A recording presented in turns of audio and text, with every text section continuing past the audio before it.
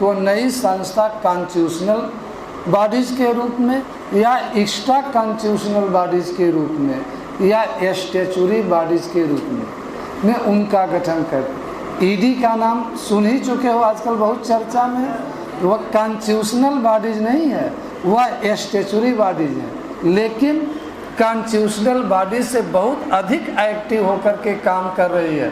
अनेक राजनेताओं की नीति को उसने खराब कर दिया, कम से कम विपक्ष के नेताओं की। तो क्या संवैधानिक संस्था को भी किसी देश में महत्वपूर्ण भूमिका निभाना होता है?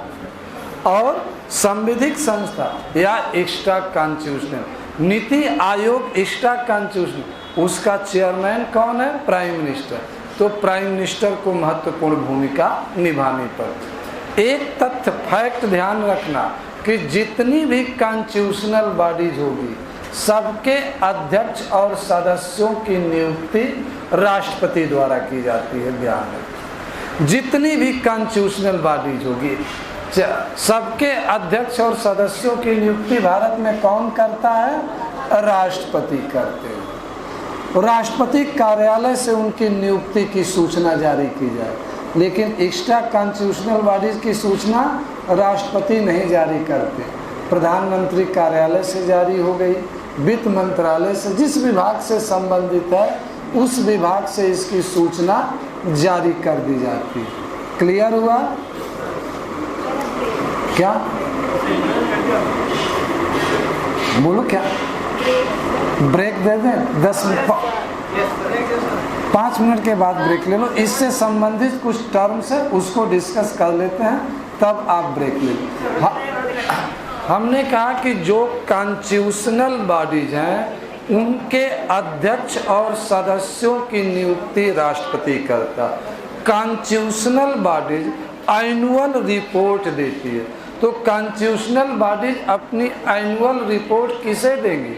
राष्ट्रपति को देगी। राष्ट्रपति प्रधानमंत्री के पास भेजते हैं। वहीं स्टैच्यूटरीज बॉडी जो होती हैं वह एनुअल रिपोर्ट नहीं देती हैं। एज पर नीड उनको रिपोर्ट देना पड़ता। जैसी आवश्यकता हुई, जैसी घटनाक्रम हुआ, उसके अनुसार उनको रिपोर्ट देना पड़ता। जो स्टैच्यूटरी बॉडीज होती हैं अपने मंत्री को रिपोर्ट डायरेक्ट देती हैं। जरूरत पड़ने पर सुप्रीम कोर्ट भी इनसे रिपोर्ट मांग लेता। जैसे ईडी से अनेक विषयों पर सुप्रीम कोर्ट रिपोर्ट मांग रहा है कि नहीं मांग रहा? जब उसके पास केस जा रहा तो ईडी से रिपोर्ट मांग रहा कि किस आधार पर आपने गिरफ्तारी किया, क्या जांच किया, सारी रिपोर्ट हमको दीजिए।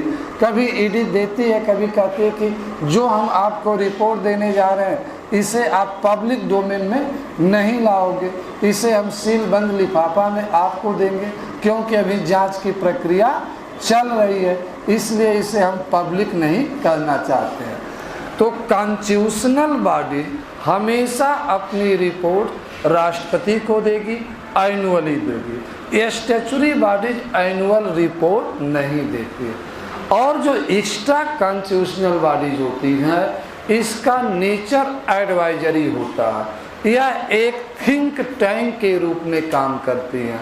नीति आयोग क्या है? भारत का एक बहुआयामी थिंक टैंक है जो सरकार को नीतियां बनाने के लिए सुझाव देने का काम करता। वर्तमान में चाहे आर्थिक क्षेत्रों या राजनीतिक क्षेत्रों या सामाजिक क्षेत्रों, वहाँ पर एक्स्ट्रा कॉन्स्टिट्यूशनल बॉडीज की भूमिका बहुत अधिक बढ़ गई है, क्योंकि वह थिंक टैंक के रूप में काम कर रहे हैं, सरकार को सलाह देने का काम कर रहे हैं। दिवाली का पर्व हो या होली हो या ईद हो, ये तो भारत में मनाया जा रहा है। ईद मान लो मुस्लिम देशों में ही बने, लेकिन चाइना में इस पर थिंक टैंक क्यों बना हुआ है? चाइना में जाओगे तो चाइना के अधिकांश बड़े शहरों में, अधिकांश विश्वविद्यालयों में भारत के कल्चर को लेकर थिंक टैंक काम कर रहा है। ऐसा क्यों? क्या हमसे उनको अधिक मोहब्बत हो गई है या भारत के त्योहारों को अपनाना चाहते हैं? ऐसा इसलिए कर रहे हैं कि भारत के लोगों की रुचि को जान करके प्रोडक्ट बना करके वह भारत के बाजार में बेचेंगे। दिवाली का क्या चीज?